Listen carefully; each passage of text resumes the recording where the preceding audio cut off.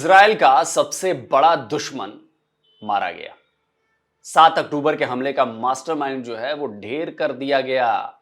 7 अक्टूबर के हमले का बदला लेने की इजरायली नेताओं की कसम भी जो है वो पूरी हो गई है। दोस्तों, 1 साल से भी ज्यादा समय से चल रही इजराइल और हमास की लड़ाई में हमास की करीब करीब पूरी लीडरशिप का सफाया कर दिया गया। इजराइल ने ऐलान किया है कि उसने हमास के एक और टॉप लीडर को मार गिराया है। ये वही लीडर था जिसे पिछले साल इजराइल पर किए गए हमास के 7 अक्टूबर के हमले की उसने पूरी प्लानिंग की थी। अब उसके मारे जाने के बाद क्या ये लड़ाई खत्म हो जाएगी? क्या इजराइल की सेना अब गाजा पट्टी से बाहर निकल जाएगी या फिर अभी ये जंग और ज्यादा चलने वाली है और बहुत दूर तक जाने वाली है? इसकी आज इस वीडियो में पूरी डिटेल मैं देने वाला हूं। वो 7 अक्टूबर को इजराइल के टेरर अटैक का आर्किटेक्ट था। वो फिलिस्तीनी आतंकी संगठन हमास का चीफ था। उसे दुनिया बशर खान यूनुस के नाम से जानती थी। उसने इजराइल को नेस्तनाबूद करने की कसम खाई थी। उसी याह्या सिनवार को इजराइल ने मार गिराया है।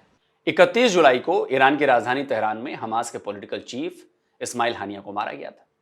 27 सितंबर को लेबनान में हिजबुल्लाह चीफ को इजराइल ने अपने एयर स्ट्राइक में मार गिराया। लेकिन 17 अक्टूबर को राफा के तल अल सुल्तान में इजरायली डिफेंस फोर्सेस ने अपने सबसे बड़े दुश्मन को मारा है।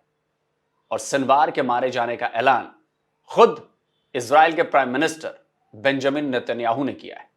लेकिन 17 अक्टूबर को इस लुका छिपी के खेल का खात्मा हो गया। 17 अक्टूबर को आईडीएफ के ऑपरेशन में सिनवार आखिरकार मारा गया। तो सवाल उठने वाजिब हैं कि इजराइल की आर्मी ने सिनवार को ढूंढा कैसे और उसे मारा कैसे।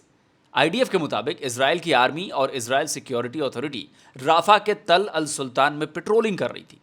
इसी दौरान उन पर फायरिंग होने लगी। आईडीएफ की टैंक ब्रिगेड ने उस मकान पर गोले दागने शुरू कर दिए जहां से फायरिंग हो रही थी। जब फायरिंग रुक गई तो आईडीएफ ने अपना ड्रोन उस मकान के अंदर भेजा और जब ड्रोन अंदर गया तो ठीक सामने बुरी तरह से घायल एक शख्स सोफे पर बैठा हुआ नजर आया और इसके बाद आईडीएफ ने फिर से गोलीबारी शुरू कर दी। आईडीएफ ने ट्वीट कर बताया कि जब आईडीएफ और आईएसए की टीम अंदर गई तो इस बात की पुष्टि नहीं हो पाई कि वो शख्स जो सोफे पर बैठा था वो याह्या सिनवार ही है। लेकिन आईडीएफ को यह शक जरूर हो गया कि मारा गया शख्स याह्या सिनवार हो सकता है।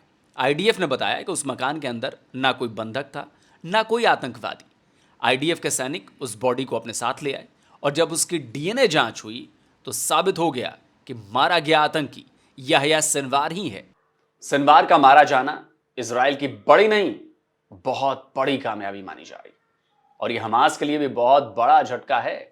इसके साथ साथ हमास के सपोर्टर्स ईरान और हिजबुल्लाह के लिए भी बहुत तगड़ा सेटबैक है।